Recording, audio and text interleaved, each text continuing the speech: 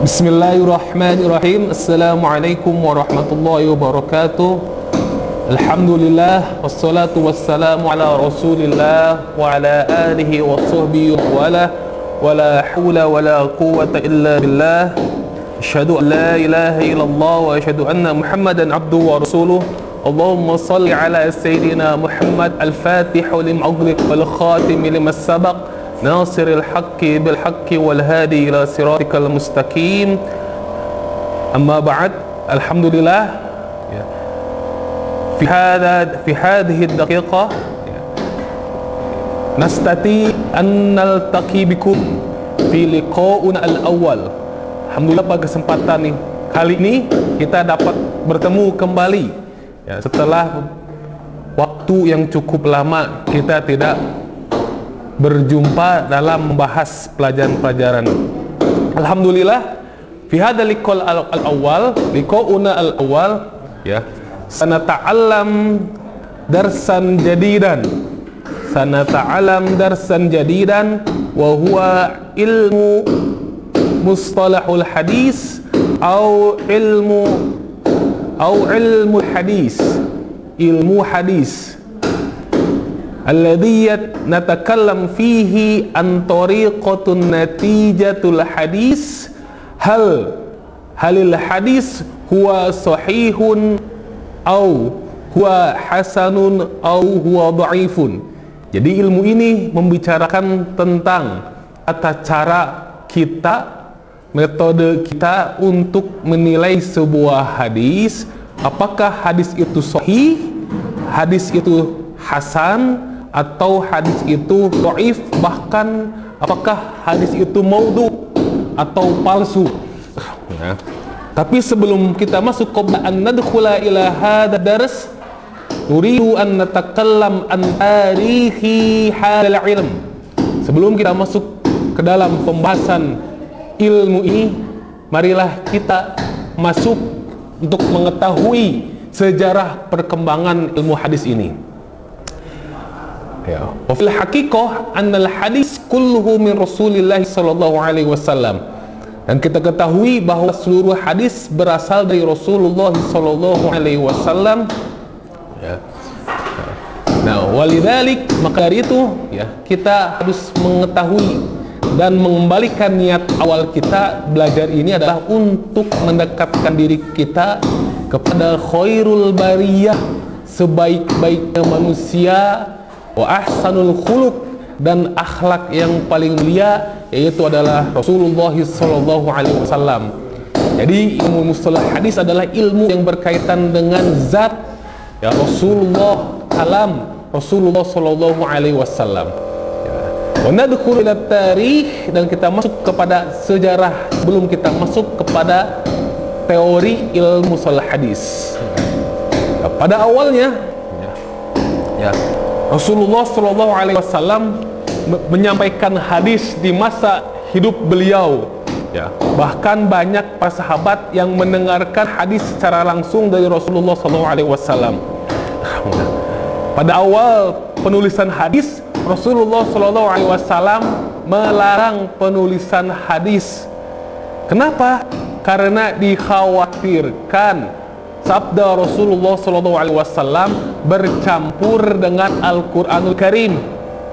Karena pada proses turunnya Quran itu adalah selama Rasulullah SAW hidup sampai beliau wafat. Maka ketika Al-Quran sudah sempurna, maka sudah sempurnalah yang ada dalam diri Rasulullah SAW, dan telah sempurnalah agama yang itu merupakan Al-Quranul Karim. Maka sepanjang 23 tahun Rasulullah SAW berdakwah, beliau hanya menekankan umat muslim, khususnya sahabat, untuk mendalami Al-Quran dan melarang penulisan hadis. Dikhawatirkan hadis bercampur dengan Al-Quran.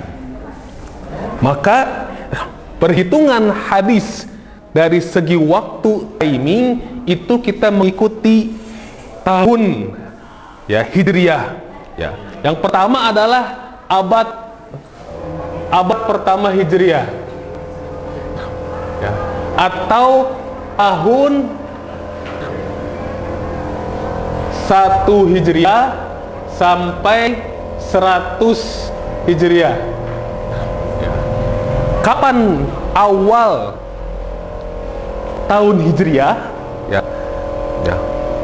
Awal tahun penanggalan Hijriah itu diawali dari hijrahnya Rasulullah SAW dari Mekah menuju Madinah.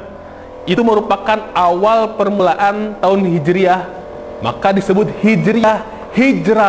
hijrahnya Rasulullah SAW dari Mekah menuju Madinah. Pertama adalah tahun abad pertama, hitungannya tahun 1 Hijriah sampai 100 Hijriah. Kemudian ya, fase selanjutnya adalah abad kedua. Ya, Al-Qarnu Ats-Tsani nabda'u min sanah mi'ah wa wahidah, ya, ila sanah mi'atain. Fase kedua, ya, fase kedua adalah abad kedua Hijriah, tahun 101 Hijriah sampai 200 Hijriah. Yang dimana tahun 200 Hijriah berarti 200 tahun setelah Rasulullah Shallallahu Alaihi Wasallam wafat.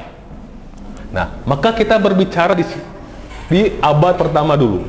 Ya. Setelah Rasulullah Shallallahu Alaihi Wasallam wafat, kemudian Quran sudah ada dalam hati para sahabat dan tabi'in, dan Quran sudah dibukukan, ya, dibukukan dalam bentuk mushaf. Ya, setelah itu apa? Timbullah, ya, timbullah keinginan untuk menulis hadis, terutama pada kekhalifahan, ya, ketika kekhalifahan Sayyidina Umar bin Abdul Aziz. Ya, Sayyidina Umar bin Abdul Aziz pada tahun 80 Hijriah. Ya. Ketika tidak ada kekhawatiran lagi bercampurnya Al-Quran dengan hadis Rasulullah SAW, ya, maka Sayyidina Umar bin Abdul Aziz, yang dimana beliau merupakan cucu dari Sayyidina Umar bin Khattab, ya, beliau ingin mengumpulkan hadis. Kenapa? Karena dikhawatirkan hilangnya hadis tersebut. Nah, kemudian Sayyidina Umar bin Abdul Aziz yang menjadi khalifah dinasti Bani Umayyah ketika itu memerintahkan salah satu ulama, ya, salah seorang ulama, Imam Az-Zuhri, ya, Imam Zuhri, untuk mengumpulkan hadis. Dan pembukaan pengumpulan hadis ini dibuka secara resmi oleh negara ketika itu. Maka para ulama mengumpulkan hadis, ya, mengumpulkan hadis, dan lahirlah berbagai macam kitab-kitab hadis sampai sekarang Al-Musannaf, ya, Al-Musannaf di Imam Ibni Abi Syaibah, kemudian Muwatta Imam Malik, kemudian Musnad Imam Syafi'i, dan Musnad Imam Abu Hanifah, ya, Abu Hanifah dan Nu'man, ya, maka dikumpulkanlah hadis-hadis tersebut. Nah, pada fase abad, ya, abad pertama dari tahun 1 Hijriah sampai 100 Hijriah, para ulama, ya, sangat mudah membedakan hadis yang sahih, hadis yang hasan, dan yang dhaif dengan cukup mendengarkannya saja.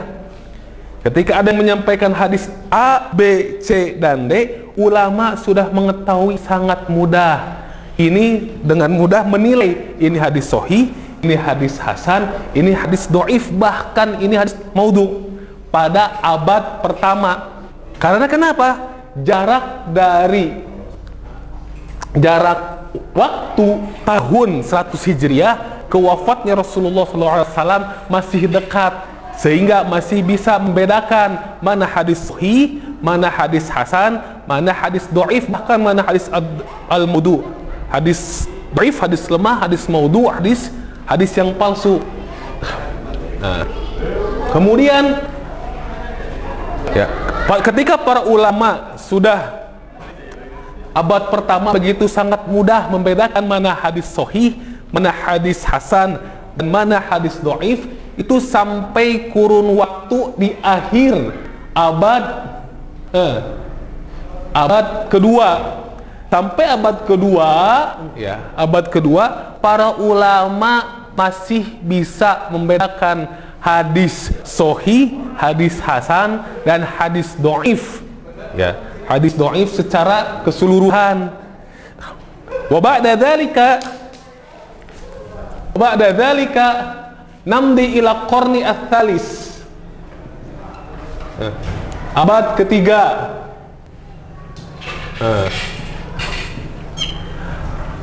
Dimulai dari tahun 201 Hijriah sampai tahun 300.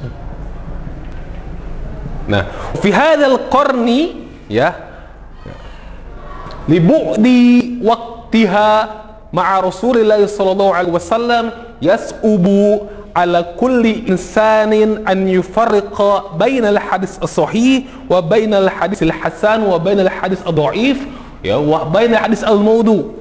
Pada abad ketiga, dimulai dari tahun 201 Hijriah sampai 300 Hijriah, ya, yang dimana ini adalah masa Imam Kutubus Sittah, Imam Bukhari, Imam Muslim, Imam Abu Dawud, Imam At-Tirmidzi, Imam Nasai, Imam Ibnu Majah, pada kurun waktu abad ketiga.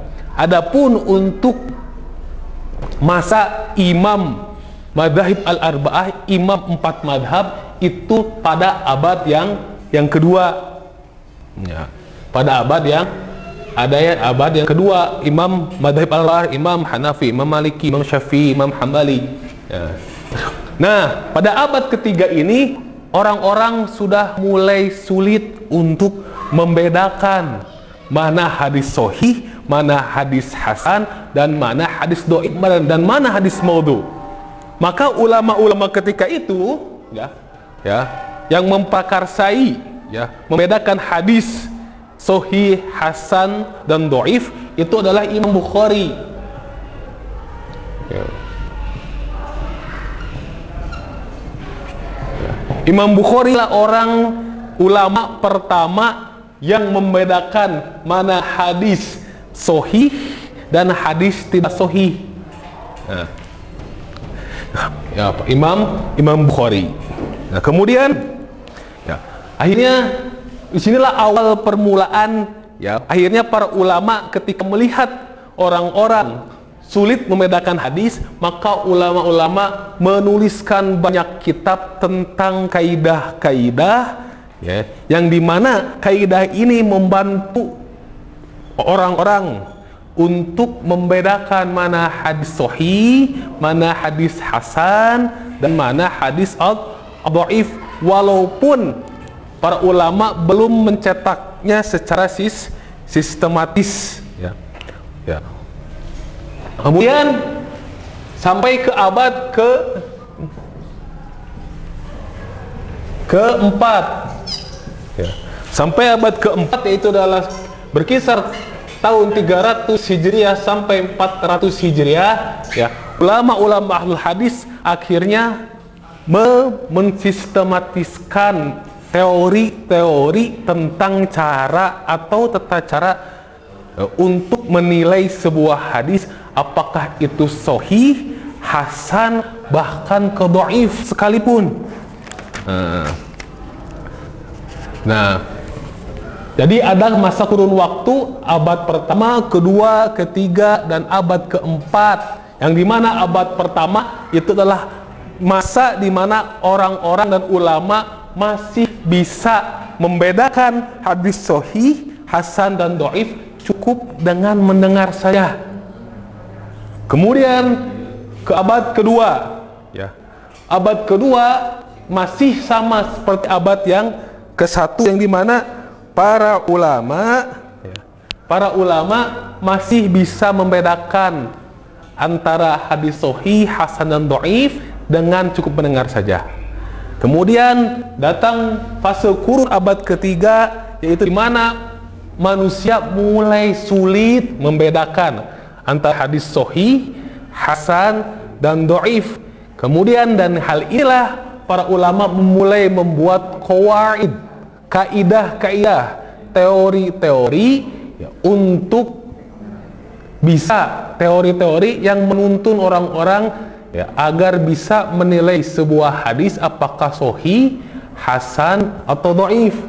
Tapi pada abad ketiga ini sistematika penulisan ulama tentang teori-teori hadis tersebut belum sistematis. Kemudian datang setelahnya abad keempat, para ulama mulai mensistematiskan penulisan kitab-kitab ilmu hadis, yaitu kitab untuk menilai hadis apakah sahih, hasan, dan dhaif. Adapun kitab-kitab yang berbicara tentang kaidah teori ilmu mustalah hadis, al-kutub Asyharul musannafat fi ilmil mustalah, ya. Asyharul musannafat fi ilmil mustalah, the famous book, ya, in prophetic tradition science, ya, dari ilmu buku-buku atau kitab-kitab yang berbicara tentang ilmu hadis adalah al-muhaddis al-fasil bainar rawi wal wa'i. Ya, itu merupakan kitab karangan Abu Muhammad bin Hasan Abdurrahman bin Khalad Ar-Romahumuzi yang wafat pada tahun 360. Kemudian ada kitab Ma'rifatul Ulumil Hadis, ya, yang merupakan karangan Imam Al-Hakim An-Naisaburi yang wafat pada tahun 405 Hijriah. Kemudian ada kitab Al-Mustakhraj ala Ma'rifatul Ulumil Hadis yang ditulis oleh Imam Ibnu Abdullah Al-Asbahani. Kemudian ada hadis, kitab Ulumul Hadis, kitab ilmu hadis, ya, Al-Kifayah fi ilmi riwayah, ya, Al-Kifayah fi ilmi riwayah karangan Imam Khatib Al-Baghdadi. Kemudian ada kitab Al-Jami li akhlaqir rawi wa adabis sami'. Kemudian ada kitab Al-Ilma fi Ma'rifati Usuli Riwayah wa Taqyidis Sima' karangan Imam Qadi Al-Iyad. Kemudian ada kitab At-Takrib wa Taysir li Ma'rifati Sunanil Bashir An-Nadhir yang ditulis oleh Imam An-Nawawi Ad-Dimaski. Ya. Kemudian Imam Suyuti datang mensyarah, menjelaskan kitab Takrib wa Taysir li Ma'rifati Sunanil Bashir An-Nadhir, yang dimana nama kitabnya adalah Tadribur Rawi fi Syarhi Takribin Nawawi. Ya, kemudian datang lagi, ya, Imam Al-Iraqi menulis nazom, ya, atau bait nazom tentang ilmu hadis yang bernama Nazamul Durar fi Ilmil Athar. Ya. Kemudian ada kitab Fathul Mughis, ya, Mughis fi Syarhi Alfiyatil Hadis, ya. Dan kemudian ada kitab Nukhbatul Fikri fi Mustalahi Ahli Athar. Kemudian ada Imam Al-Baikuni yang mengarang Manzumah Al-Baikuniyah, dan masih banyak imam-imam yang lain. Yang terakhir adalah Imam Ibnu Hajar Al-Asqalani yang menulis kitab Nukhbatul Fikri fi Mustalahi Ahlil Athar. Jadi banyak para ulama-ulama yang menulis kitab tentang ulumul hadis atau ilmu hadis, yang dimana di dalam kitab tersebut dijelaskan teori-teori dan kaidah-kaidah untuk mengetahui hadis-hadis sahih, hasan, dan dhaif, sehingga dengan kita mempelajari ilmu mustalahul hadis ini atau ulumul hadis ini, kita dapat membedakan antara hadis yang sahih dan hadis yang hasan dan hadis yang dhaif dengan izin Allah Subhanahu wa taala. Dan semoga dalam pembelajaran kita pada kesempatan kali ini, ya, Allah membimbing kita semua untuk selalu mengikuti jejak Rasulullah SAW, dan salah satunya dengan mempelajari ilmu mustalahul hadis, karena ilmu mustalahul hadis adalah ilmu yang mendekatkan kita kepada Rasulullah Sallallahu Alaihi Wasallam, dan dimana ketika kita dekat dengan Rasulullah Sallallahu Alaihi Wasallam, maka itulah yang menjadi kunci pembuka bagi kita mendapatkan maghfirah dan ampunan dari Allah Subhanahu wa taala. Wa in kuntum tuhibbunallaha fattabi'uni yuhibbukumullahu wa yaghfirullahu dzunubakum. Allahu ghafurur rahim. Apabila engkau mengikuti, katakanlah wahai Muhammad, apabila kalian mencintaiku, mencintai Allah, maka ikutilah aku atau ikutilah Nabi Muhammad sallallahu alaihi wasallam, yang dimana ketika kita mengikuti Rasulullah sallallahu alaihi wasallam itu menjadi kunci terbukanya pintu maghfirah atau pintu ampunan bagi kita semuanya. Amin amin ya rabbal alamin.